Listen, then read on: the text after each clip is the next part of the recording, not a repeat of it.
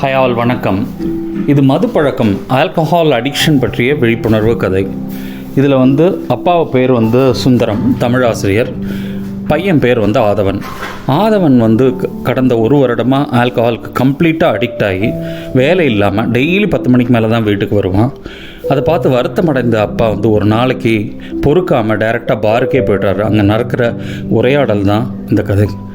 அப்போ அப்பா சொல்கிறார், ஆதவன் என்று பெயர் வைத்தேன். காலையில் விழித்ததில்லை, சூரியனை கண்டதில்லை, வேலைக்கு சென்றதில்லை, வருமானம் ஈட்டியதில்லை, வருமானம் இல்லாததால் கடன் இல்லாமல் இல்லை, கடன் கூடியதால் கடனுக்குண்டான வட்டியையும் நான் செலுத்தாமல் இல்லை, நீ சாராயாமல் குடிக்காமல் இருந்ததில்லை, சாயாமல் இருந்ததில்லை, நேரத்தில் உறங்கியதில்லை, மொத்தத்தில் மது உன்னை ஆட்கொண்டதால் உனக்கு மதுவன் என்று பெயர் வைத்திருக்கலான்னார்.